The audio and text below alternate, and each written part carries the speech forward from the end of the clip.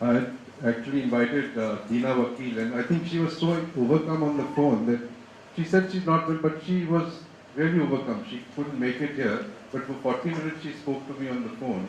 And one of the things she told me that after independence, he was sort of bundled away to somewhere in the hills for 3 months so that these gangsters couldn't get it. And that part was unknown. I mean, first time I came to know of it. But, I mean, many such stories, but, well, Dina Vakil also sent a message to this. He was sent to Kalahanti for the yeah. So anyway, Dina, unfortunately, we couldn't have, and we'll, Indian Post, I mean, almost, I think the Singhanias almost lost their cement factories because of him.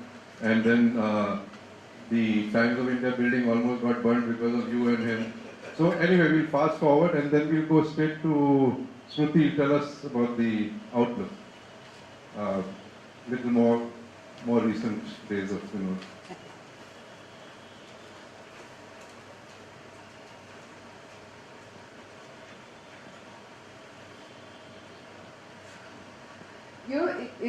It's most unnatural for me to talk about Vinod in the past tense. I haven't yet deleted his number from my phone. I don't think I will. And irrespective of the fact that I wasn't in Outlook in the last 2.5 years, he would call quite regularly. As I've written, his first question would always be, okay, so what's the latest gossip? Who's saying whom? Who's quit? Has any editor quit? Is any journalist getting a 7-figure salary? That kind of stuff. So it's really, really difficult to talk about him in the past tense. I'll begin with 2012, which is exactly about 3 years ago, March of 2012. And I wish that having had the kind of career that he had, that Jyoti and Bharat and others have narrated, I wish he didn't have to go in the way he went in Outlook, almost as if there were people who didn't want him there anymore. And when some of us spoke to him, he said, forget it. I've been in this space before. Lots of people have not wanted me to lead their publications before. I've been here, it's all right, Don't get emotional. The one thing with Vinod was you couldn't get overly emotional. I don't know, maybe he was in a different frame of mind with Bharat, but generally you couldn't get highly emotional with Vinod. But I'll say this much for him. I worked in the Sunday Observer, in the Indian Post, in the Independent, but always after Vinod quit. Okay? The editors who followed him hired me. So I never had a chance to work with him until I joined Outlook. Though of course he knew me because he'd given me the Dhiren Bhagat Fellowship and all of those things. So when he spoke to me about Outlook, he said, what are you doing in that stupid space called television? Do they even do journalism? What kind of catcall fish market? Yeah, the Sassoon-Dock is much better. Leave it and come, and that's the way. And I thought, well, yes, and that TV space wasn't for me at that point, and I did quit Outlook. But this is not about me and Outlook. So the reason I'm saying this is that of all the editors I've worked with, I found Vinod to be the most honest editor. And I can say this 100 times. He was the most honest editor. He would okay a story, any story, and if for some reason some things fell through and he couldn't carry it or something, he would call up before the issue went into publication and call and say, look here, this happened, okay, it's okay, you get onto the conference call for the edit conference and we'll think something else. He would do that, and this I've said in my piece that I wrote as a tribute to Vinod. The July flood, I kept fighting with him. It was possible to fight with Vinod, one of the few editors you could actually fight with. I kept saying, this is a cover, this is a cover. This happened, July flood happened on a Tuesday, we were closing on Friday. Wednesday morning edit meet, I said, Vinod, this is cover. He said, yeah, we'll see. Cover, Thursday, cover. No. he took a decision. He said, no, this is not a cover. I'm not going with this as a cover. Now, of course, we looked very, very foolish on the stands on Friday evening and Saturday morning. But Friday night, I don't know how many he had by then, but he called and said, look, I'm sorry, this was my call. Okay, this is nothing on you, because by then I had said that as your Bombay bureau chief, with Bombay, with the city down under in a flood for 2 days, 400 people dead, Outlook doesn't have it on cover. I can't walk into the office, Vinod. I'm not working for you anymore. That was my last message to him on Thursday. I didn't talk to him on Friday because it was no use. Friday evening he called and said, look, it's no dust on you, Smriti, absolutely not. This is my mistake. And I get emotional about this for the simple reason that he need not have done it, right? Editors shirk. I've known editors to shirk responsibility, not take responsibility, and he did. I suggested a story on the SEZ in which the Rahejas were deeply invested, much like my former colleague Saikat Datta had done stories on the Navy War Room leak and the submarine deal, in which also the Rahejas were mildly, moderately, too heavily invested. He saw all those stories through. The SEZ became a cover. And the following time that he was in Bombay, I actually asked him, how did you manage that? So he said, what? So he said, how did you get it through? His answer lasted for about 2.5 minutes, and then the discussion lasted another 2.5 hours, out of which I'm going to say what I will say now, the following. Having worked with Vinod for 8 years in a magazine like The Outlook, and having seen some of his career and spoken to him about journalism and everything else under the sun, including babies, he asked me, why did you have a baby? It was like, something very unnatural to do. But that kind of stuff. I think he looked like a man who hadn't quite sorted it all out, and like Jyoti said, the shirt tails hanging out and the cufflinks missing, and he'd come here for the 15th anniversary of Outlook and he couldn't find his jacket, and he asked me, where can we go and get a jacket immediately? And I said, whatever. So we managed to borrow something for him, and then he said, you know what Sunita calls me, his wife? So I said, no, what does she call you? He said, she calls this behavior of mine socially challenged. Do you think I'm socially challenged? I said, I don't know, maybe she knows better, but it doesn't matter, we've got you your jacket. So it was that kind of, for a person who didn't take himself seriously at all, he would have been really jolted to be hearing the kind of stuff that we are speaking about him. It's almost greatness. But Vinod wore that with a certain light touch. He was great in a very different way. But he wore it very, very lightly. He never made you feel that you're in the company of this huge greatness. And that's what I totally loved about him. But for all that, he had 2 things figured out. And these are the 2 things that I want to share with you all. And these are over many, many conversations.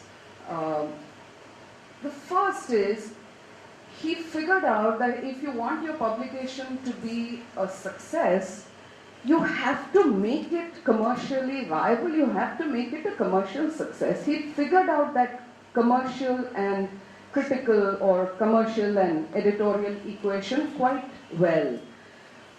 Not because he wanted to sell a lot more, but I realized that he allowed commercial success because he felt that if we were commercially successful, we were viable, we were getting the money in, then the owners wouldn't bother.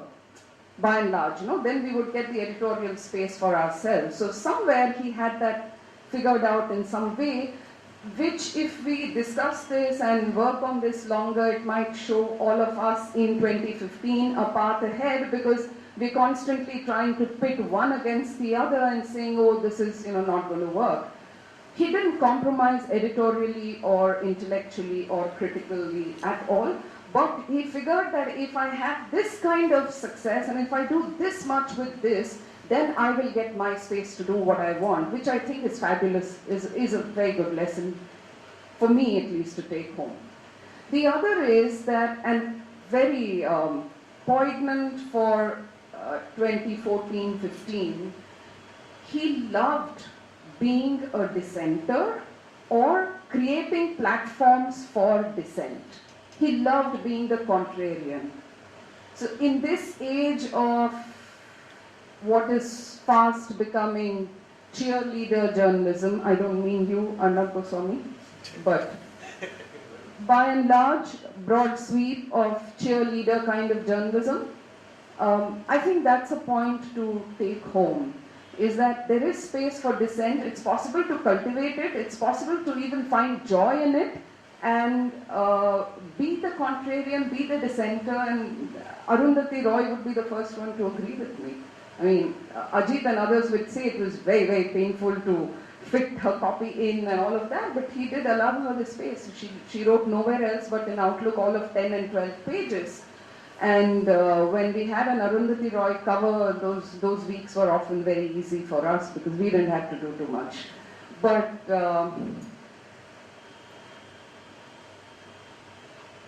Vinod, I think, will be missed and has been missed in ways that even he would not have imagined. After Maharashtra Times having done the kind of article it did, independent, post-independent, Marathi papers that I checked had lead edits. Lok Satta had a lead edit on Monday morning. Maharashtra Times had the lead edit on Tuesday morning. Marathi papers with lead edits about an editor who wasn't particularly a great favorite. That tells you how deeply he was revered. He himself was, of course, very irreverent. What else do I say? I miss him. I completely miss him. And I think we will. Thank you, Gurbir, for doing this. And can I make a suggestion to you? 31st of May is his birth anniversary. I wonder if Press Club can institute some sort of a memorial lecture where we can have people every year saying the kind of things about journalism that are not normally said. Thank you. Thank you, Shruti. I think that's a very good suggestion. We should do something, definitely institute something of that line. And yeah, I mean, in fact, what you said, I ran into Arundhati Roy somewhere and I asked her, I said, how do you manage to get in 35 pages? It was one of Anuradha Gandhi memorial lecture, which she was coming as the main speaker. And she said, it's not in, but I have demanded 35 pages. And there's a huge bargaining. And I said, if you want to carry my stuff, you have to take all 35 pages. And Vinod sort of said, yes, if that's the condition. And apparently, it sat for some time with him and then finally agreed to it. So, she was a hard bargaining one, but he saw the value in it, in the sense he saw the story in it or whatever else. So that, and I think Anil Darkar has straddled such a long space as far as Vinod goes. So we'd love to have your views on that.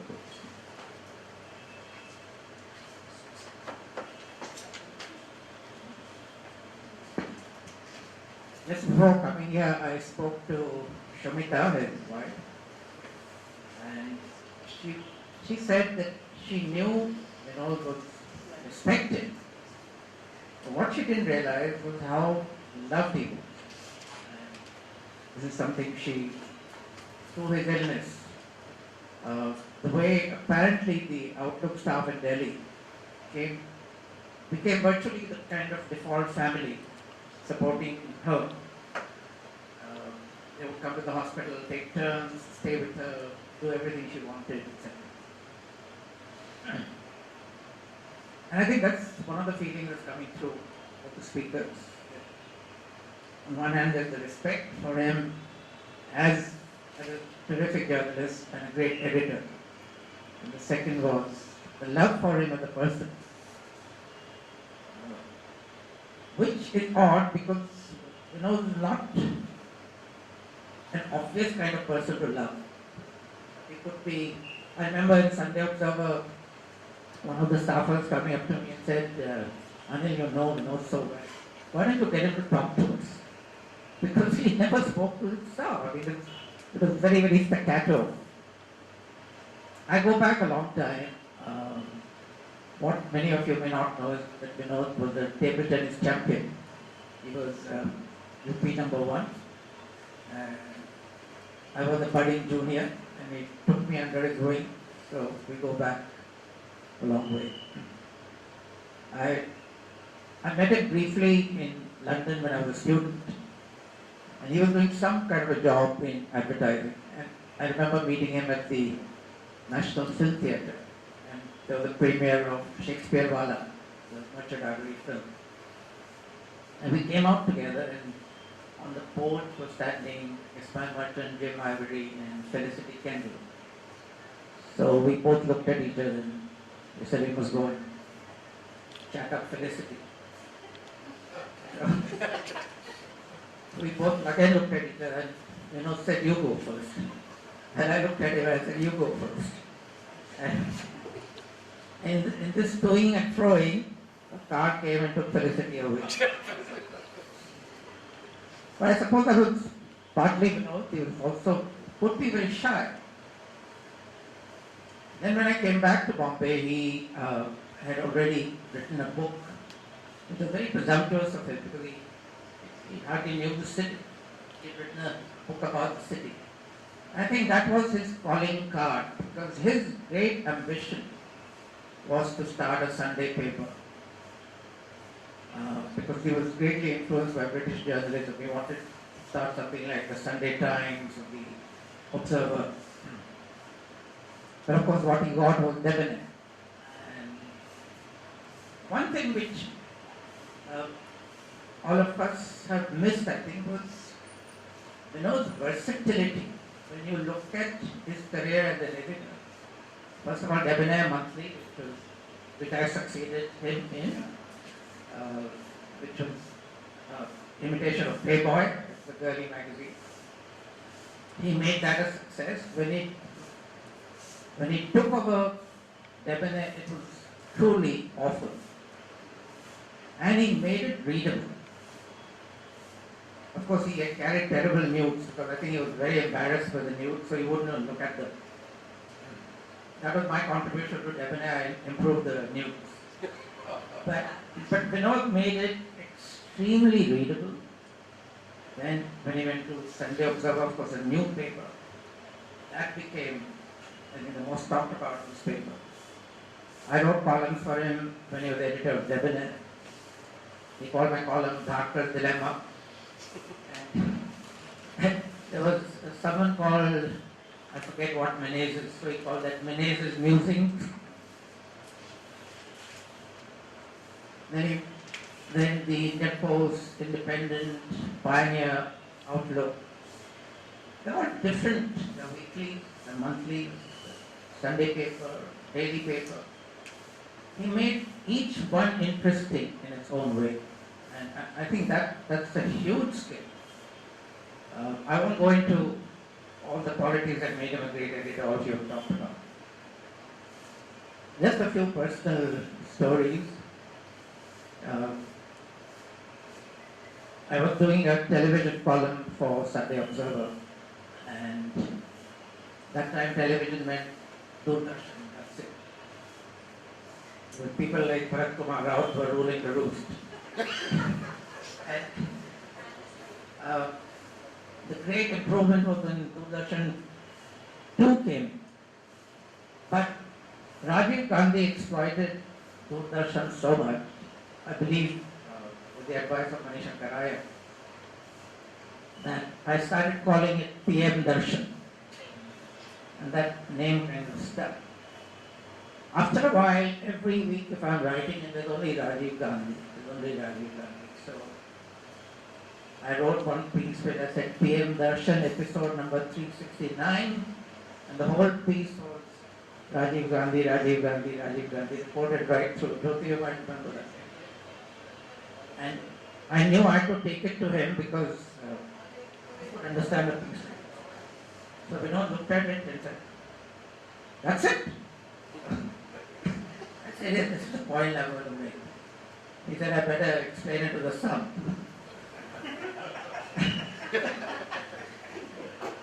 And then he carried it, and it created quite a sensation. Many people praised it, but most people hated it. They called me a loony, and they called, completely crazy for carrying something like that. And I also remember another side of Vinod, which is that when Jennifer Kapoor died, I knew Jennifer and Shashi very well. So he said, I think I've just gone to give my TV piece. He said, will you write about Jennifer? So I said, okay. And of course, again, Sunday Observer wasn't one with a lot of spare desks.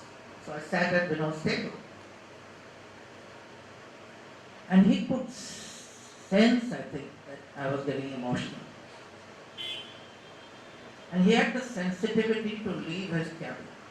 And he just left me alone. And the couple of hours I took to write, he stayed out of his own cabin. Because he knew I needed that time. So,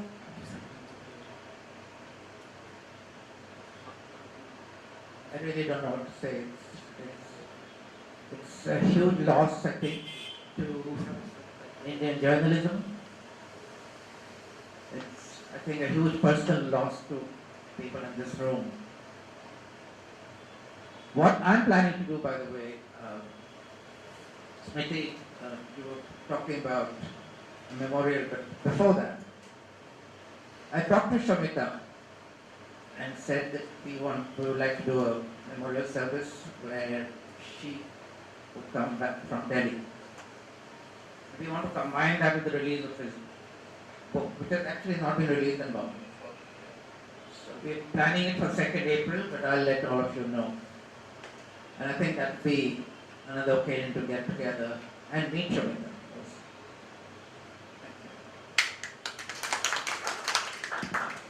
Yeah, anything which the press club can do, or if you want to hold it here, whatever. Rafiq, who actually pushed us to have this function, is here. Would you like to say?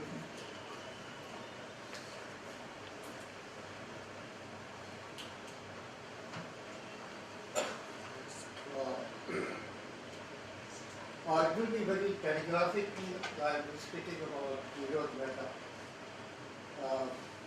I started my career with Vinod giving me a chance to write in Cambodia.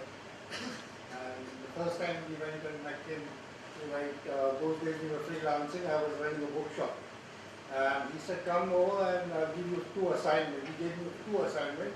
One was to write a piece on Ravina. That is what which was taking place in mine, which was most popular and still more popular. And the second one was a nautical. And we did the first one. Second one, we had a very big problem doing the nauticals. We went and met a lot of nauticals, but they didn't agree to talk to us. After that, I met him when he released his book called Sanjay Gandhi. And I think almost my age were there, and it was one of the most successful launching that ever took place in Bombay. And we had it at a radio club. And then he started working for Sunday Observer because I was also the part of the Jaipurs. So we were together there. Every day he used to come scratching with his both his hand and taking the Time magazine from there. And he used to say, मैं लेके जाता है इसको बाद में लाके दे देगा और वो कभी वापस नहीं आता था. And then there was a very big gap. I wrote a lot of pieces for Sunday Observer. Sunday Observer was the first magazine which started having a TV column. Before that, there was no TV column. Nobody knew how to analyze TV. Now, even today, people don't know how to analyze TV because their bosses are working in the same newspaper. So they don't analyze TV, they analyze the opposite side. Then he started so many other columns, the win back, which nobody talks about the win back today. There is too much to talk about win back because there are so many win backs on the TV channels. He started so many columns with nobody else. He gave us a space. He gave me a space of 1.5 pages to write an interview. I don't think anybody would do that. Today you will get a bonzer size. And then he went away to different newspapers. I also didn't have any connection with him. Last 1 year he started phoning me. I don't know from where he got the phone number. I think he got the phone number from Namrita Joshi. And he phoned me one day and he said, Rafi, तू वही है ना, तू लिखता था? बोला हाँ वही है. तो then he said, अरे एक काम करो, हमारा बुक आ रहा है अभी, वो हार्पर एंड कॉलिंस पब्लिश कर रहा है मीना कुमार केतकर से. So can you get me a photograph? And K. Abbas wrote an article on it that. So I got him that all those photographs and he sent me 12,000 rupees. And since that I never met him. I feel very nice about here come today and talking about him is that there is somebody has given us a chance to talk about a journalist who has died. When he died that day, only Times Now carried continuously about him. Others, the other channel took nearly half a day to come back to Vinod Mehta. It's very funny, we don't talk about journalists who died or in whichever print he is. There are very few newspapers which carry a bit of that. I think it is more important, like film stars or anybody, the journalists do a very good job and they do a lot of work. It is important that they should be, even look like that today what we have done. Thank you very much. Rafiq, for those who don't know him, Rafiq Baghdadi is the convener of the Press Club's film club, and he's run it for 12 years and writes on films, been writing on for Sunday Observer onwards. Just to finish the loop, I mean, yeah, we'll come there. To finish the loop in the sense that Vinod Mehta as the print editor up till Outlook, and then became a big man on television, sort of morphed and how easily he slipped into that. I mean, with all his issues and all his sort of fumblings and everything. And I think that space really was created by Arnab. And can I ask him to speak on it, please? Thank you, Gurbir. Yeah. I've often wondered why Vinod became a superstar on TV. So I have a few things I really used to like about him. There are things you can't do, which Vinod Mehta can do for you. You can't tell somebody to shut up.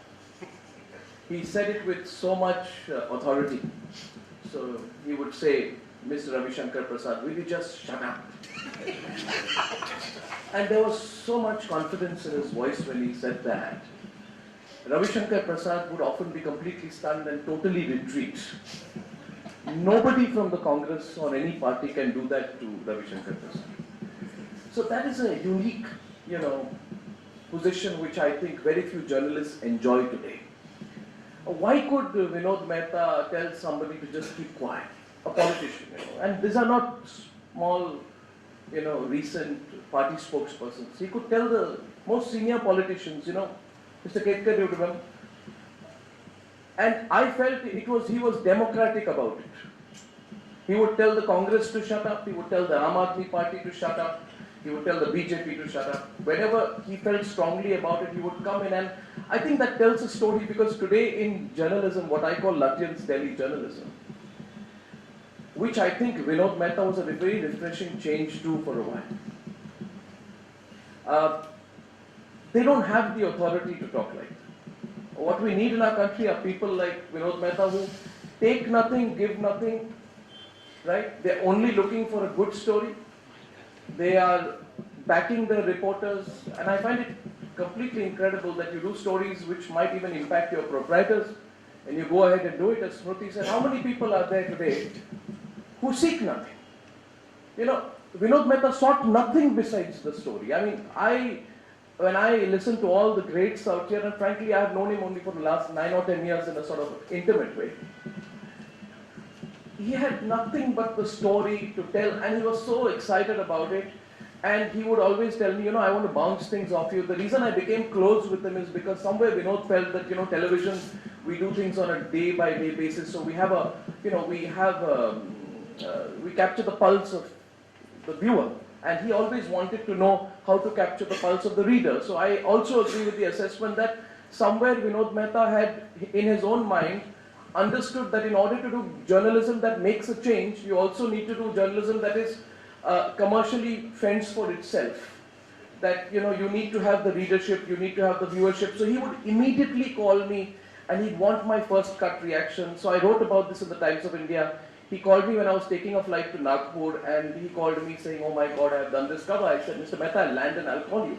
So moment I landed, there were 3 messages, call me now. So I went to the Nagpur airport, I picked up the Outlook cover, a picture of couple symbol, I think with, you know, with a little Hitler type moustache on it. I think this was on the internet, you know, freedom speak stuff.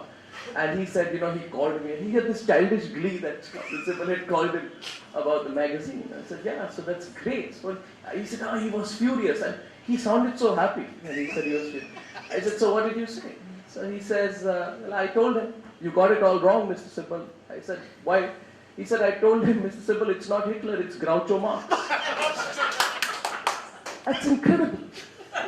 It's wonderful, you know, it's so liberating, you know, and I remember this was happening at a time when, frankly, everybody would tell me in 2010, 2011 that, Arnab, you know, you're a little childish about it, you've just become an editor, you're overexcited, you're taking on too many people at the same time, and you're going to lose your job as well. So when somebody else who's been around for so many decades tells you that he's just done that, I said, wow, you know, I really began to respect this man like I began to worship him. And the other thing about Vinod was that he was never judgmental about anything, including television. Once he caught me on a flight and, you know, we were sitting next to each other, we exchanged seats and he said, I'll come and sit next to you. Then he pulled out a piece of paper suddenly and he said, Acha, so now tell me, this TV channel business, how does it run? So I looked at him suspiciously. I said, are you switching? You know, so he says, no, tell me how it runs. And for 1.5 hours, he asked me everything about TV. Acha, how many cameras are there? Acha, you have reporters here. How do you get pictures from here? How do you take somebody else's story? Why do you write exclusive all the time? And then he asked me questions such as, how big is your font? You know, why does so much of the screen go into graphics? He was a page layout guy, you could see there. And for 1.5 hours, I said, I had told him everything I knew about TV in the first or second year the Times Now had launched. And he said, Bhagat, you know, he said, if I had been your age, I'd be doing this thing. I mean, it's damn exciting. It's damn exciting. But I don't know how you pull out a story a day because I wouldn't be able to pull out a cover story a week. And then he started getting competitive and it was wonderful about him. He's competing with everyone, including a TV editor. So he said, you know, once he sent Pranay, who was the foreign affairs correspondent, to Australia. In 2000, and, you know, we were really struggling as a channel and we had done this 2-month thing on the attacks on Indians in Australia, which was happening around 2008. We were struggling as a channel. It really picked up a lot of traction for us. So one day he called me after 2 months. He says, you know what, you guys in TV, you don't understand what the story is. I said, he said, you know, I have spent so much money. He gave me a figure and he said, I have sent Pranay there. And you look at the outlook. He has got a story single-handedly that you people haven't got in 1 month. So I picked up the story and Pranay is a great journalist, senior of mine. I really respect him too. And I looked at the story and there were some unique angles. Like you said, no, the back of the book angle. Like you said, Congress story, he looked at the Kamadipur angle. He got angles that a TV channel wouldn't look at. Because what we do is, we do the here and now, we get the story, we get the sound bites, we get the reactions, we do the debate. But when you send a good journalist on the field for 15 days and you give him the budget, he comes back with a story that even TV channels don't do because he has time and space and he also has the experience. You know, at the end of the day, it's a journalist with 25 years of experience. But the way in which he told me this, I felt so happy that here's a man, you know, he's actually competing with me at a time when all of the print industry is only judging television. Oh, you're bad, you're this, you're that, you're soundbite warriors, you're not in depth, you're loud, you're this, that. Here is a person who on pure journalism was asking me. So he asked me, read the story and tell me, and then I called him back, we had like a 1-hour conversation. And so what I really liked about Vinod was the fact that he was so with it. So with it. I can find many younger editors now. Many journalists are only concerned about keeping their job, especially editors, let me tell you. Most editors are, do I have my job? Do I need to watch out for anyone? Promoting young talent, really encouraging people, nobody, every day. You know, in this period of 2010, 2011, when we did 6-7 stories. And I really liked it, you know, when we did, the most important moment for me was when we did the press conference with the Prime Minister. And when I asked him the couple of questions after the Devas ISRO scam, the way in which Vinod called me when I came out of the press conference, he spoke to me for half an hour. He said, I'm so happy, man that you asked that. I said, you're watching? He said, I'm watching TV, man, so happy, man. He would share the happiness of someone else. You know, and I just, I could never make him wear trousers on TV. I told him, Vinod, when you're sitting there, first of all, I get about 30 letters. We've got a lobby out here which thinks that the greatest sin in this country is having whiskey at 9 o'clock. So every time you put Vinod Mehta out there would be like, 30 mails. He had whiskey against Indian culture, etc. And I think Vinod loved it. I said, Vinod, your whiskey is okay. I can tell people it's apple juice, and there's nothing to prove that it's not apple juice. But your shorts, Vinod. But your shorts, you don't need to show your legs on TV. And Vinod says, shut up, you want me to come or don't want me to come? I'm not going to listen to you. And it was so brilliant. So absolutely, I missed him on the Delhi elections day. In fact, it was 10th of February was the Delhi results. 9th I went and I met Sumita, and she was kind enough. I just went and spent time with him. And all of you have worked with him for so long, you have had such deep association with him. I came out and I was talking to Sumita, and I said that, the only thing, Sumita, that will really sort of get him up, you just put out the paper, let him read it, and tell him about the Delhi elections. Tell him about the Aam Aadmi Party. Tell him about news the guy's going to get up. Tell him about medicines he won't. And we talked about that for some time. So, non-judgmental, open-hearted, large man, wore his greatness very lightly, but that's the real thing about great people. He never took himself so seriously. Not judgmental of anyone. I really miss Vinod. And Gurbir, I think it's a good thing you brought us all together. By the way, one little anecdote. I saw Arundhati Roy write something, because Arundhati and Roy and I never met, but I completely disagreed with her on 99% of issues. Also, I told Vinod Mehta, I said, for God's sake, 30,000 for pieces. Where's the news point? Anyway, we never agreed. Ideologically, we can be different. And what I liked about Vinod was the fact that I am ideologically the other way on several issues, non-judgmental to the point where you only look at the story. So I think he was trying to create a story. So he called me around 20th of November. He said, Arnab, I've got this book release. You did Lucknow Boy. Will you be on stage with me? Will you do this thing with me? I said, of course, Mr. Mehta. I'll change the program, adjusted the program so I could do news hour that night. And interestingly, you see, he's so smart. He's doing the exact same thing with Arundhati. Arundhati writes that he first called her. And then as an afterthought, 1 week later, he tells Arundhati Roy that, oh, by the way, that Arnab Goswami will also be there. I hope you don't mind. And he tells me on the other hand, oh, by the way, 1 week later, he said, oh, by the way, I forgot to tell you, Arundhati, I hope you don't mind. So Arundhati is totally right. He was setting us up. She is looking for a story. This is an amazing. And we're going to remember this person for a very long time. In the stories that you tell me today, the journalism of Mumbai of 30, 40 years back comes back. And the man was influencing people without realizing it. I felt so sorry when some people with a shallow point of view said that, he had a limited view of journalism. He had a deeper view of journalism than anyone else. But he just didn't talk too much about it. He didn't make a shusha. I think we really ought to remember Vinod Mehta as a person who's probably changed Indian journalism in many, many, many deep ways. He's just made Indian journalism more popular, more approachable. And Anirudh Bahal told me a week back, he said that he just called me one day, I think the sports editor had gone, and he called me and he said, you do start doing sports. He invested in reporters. There would have been no big scam had that not happened. I'll miss Vinod. I thank you for doing this, and I will really miss him on my programs. I really will. Thank you very much.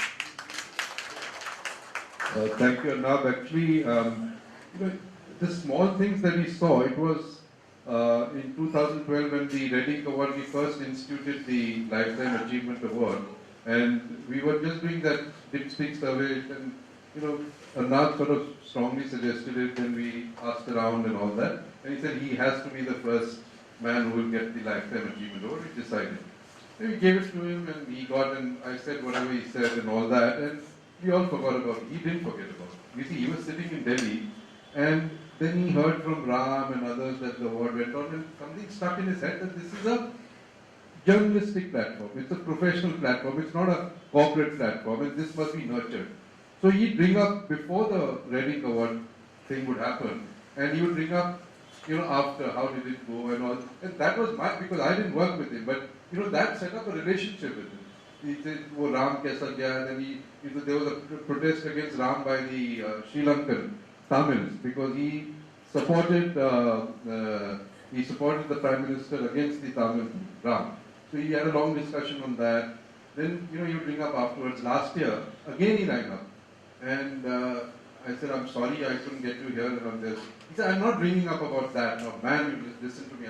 I'm bringing up about to know how the program went. And I've heard that it's going great places and all that. And he would bring up. And, that was his interest. And he got this small thread. I mean, we've had other award winners and nobody's. I mean, people keep in touch, but not the way that he kept in touch. And that's what touches the heart. That's what's touched us. And Mumbai Press Club will stand for that. So thanks, Arnab. And I mean, I'm sure others have a lot to say. And I think Rupa wanted to say something. Would you like to come? Anybody else? These are the people who had expressed a wish to say. But anybody else would like to say? Just one thing. Rupa say. After that. Raji wants to read something. My favorite teacher. No, just put up the program. I told you I'm fans. Just very briefly, I want to say that I worked with Sunday Observer in the early 1980s when Vinod was the editor. And I was, I think, the junior most inexperienced person. When I joined, he said, you'll be an extra person on the editorial staff. And when I joined, I ended up doing all the proofreading, which I wasn't exactly happy about because I had aspirations of becoming a journalist. And I loved working. I mean, I was no admirer of Vinod Mehta. I used to sit there and watch what was happening in the editorial room, and kindly, I found it very amusing. At the same time, I found myself being very critical of his mannerisms and the way he'd pick up the phone when somebody else is having a conversation and eavesdrop and say, oh, if there's a phone call for you and you're busy, he'll say, oh, sorry, she's not here. So things like that, which I used to find rather strange. And I was there for just 1.5 years, but I think he recognized my desire to do other things. So I had to do my proofreading, but on other days of the week, I was given opportunities to go out and write. And one of the things I remember was I had to sub all the letters to the editor. We used to get about 100 letters or more. And one day I decided that instead of just giving 4 or 5 people or 10 people their say, I'd slash every letter and I just put 2 lines from each letter, getting to the main point. And there was a howl of protest when this went on week after week. And yet he just kind of let me be, he didn't have anything to say to me and just let me try it out and come to my own conclusions as to how to handle that thing. And I remember once he sent me off to interview, well, not to interview, but to take down what Minu Masani had to say. And he said, ask a few questions. So I took him seriously and I think I argued quite fiercely with Minu Masani. And before I landed back in the office, Minu had called Vinod and complained about my being so argumentative and questioning. And so I came back and he says, what questions did you ask Minu? So, but there was no reprimand or anything. He was just letting you be and be as creative as you wanted. And one of the things I remember, a lovely phrase of his, he got angry with somebody and he said, "Aadmi ho ya pajama?" And I thought that was lovely. And it was a terrific team to work with. I worked in various newspapers. I worked with Sunday Observer in various avatars under various editors. I worked with Times of India, Indian Express, blah, blah. But I think this was the one team that I really, really enjoyed being with, and I was very proud to be with it. I was there for 1.5 years. And often I had obsessions about what I felt I wanted to write, and he very seriously listened to me, very respectfully listened to me. And if he agreed, he let me do it, and if he didn't, he said, oh, Rupa, that's a bit esoteric, the idea. So at least I felt I was getting respect, though I felt I was nobody and very tongue-tied. And I just want to end by saying that I feel that they don't make editors like that anymore. And I wish that he was an editor who was totally for the journalists first. And he supported us in every way. And I remember I started in Sunday Observer at 700 rupees, and they were negotiating for a salary increase, and the whole thing broke down because of 100 rupees extra to be given to me, and the whole editorial team stood by me, and I think that was just so wonderful, and I think they were certainly the golden years of journalism, and I wish they'd return. Thank you. Thank you, Rupa. I think we have Mesh, who worked as a publisher or with I worked with Vinod for a longer time. I am not from the journalism. I worked with Vinod as an advertising guy and worked with him for 13 long years.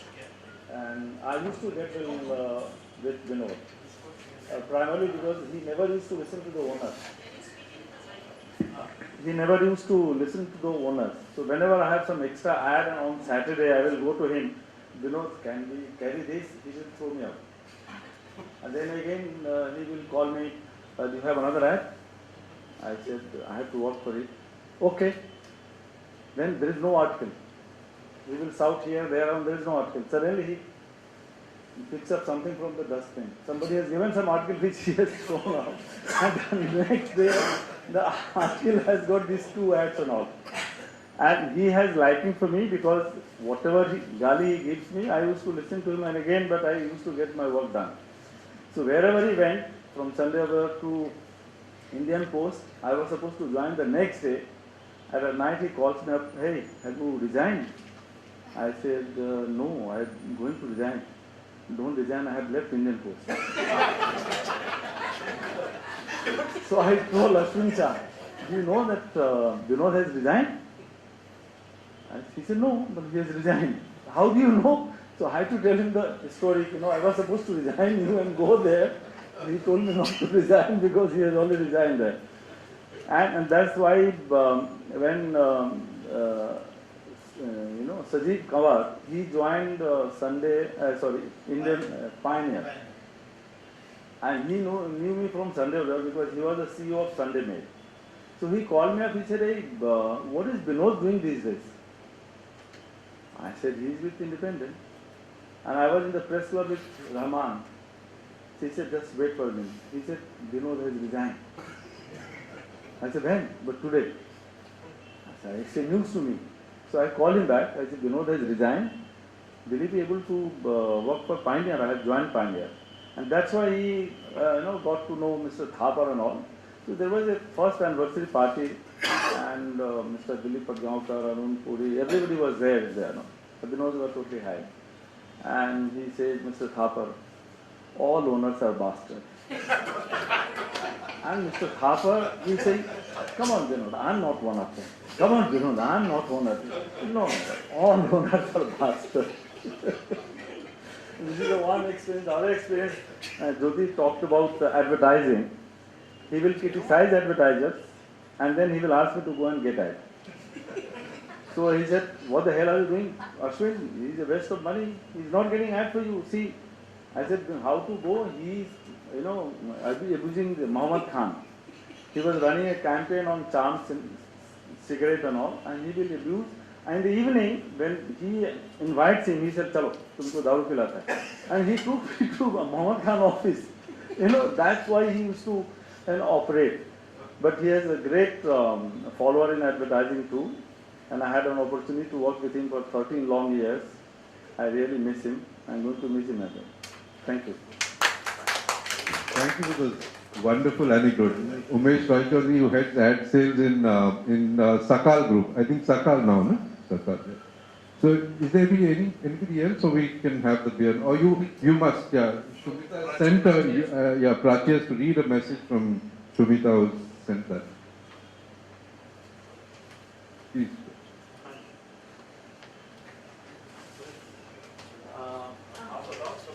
This is a message from Mrs. Mehta. Vinod always spoke of how much he owed Mumbai, how the city and its people molded him. He began his career in journalism there, but more than that, it was Mumbai's free and animated spirit that lived with him always. So I'm very thankful that the Press Club is organizing this meeting, which I'm sure will be a memorable one. Thank you. Do we have?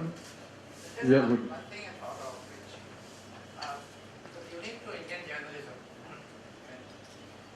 which is that Vinod was not a high culture kind of guy. He liked indie film and stuff like that, right?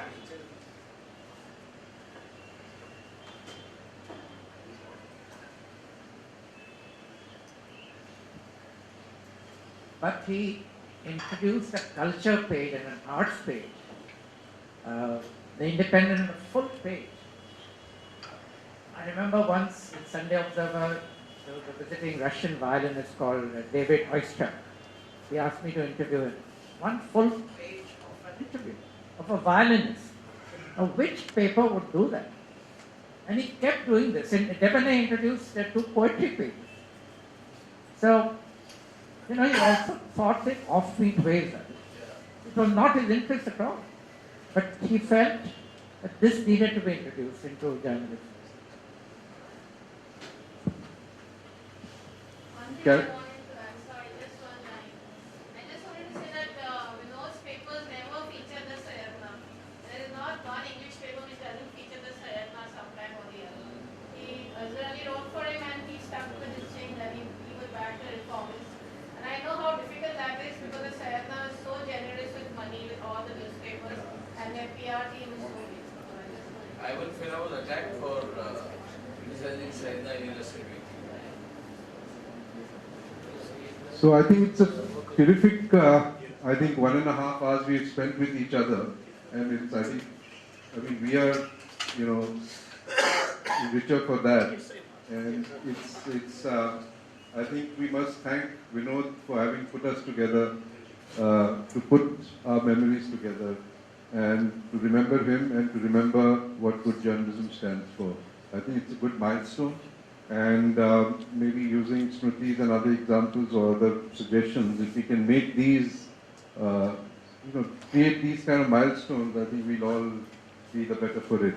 So thank you very much, and before we leave, can I invite you all to have a glass of beer with us as promised. You can also have tea and soft drinks, those who want to have that.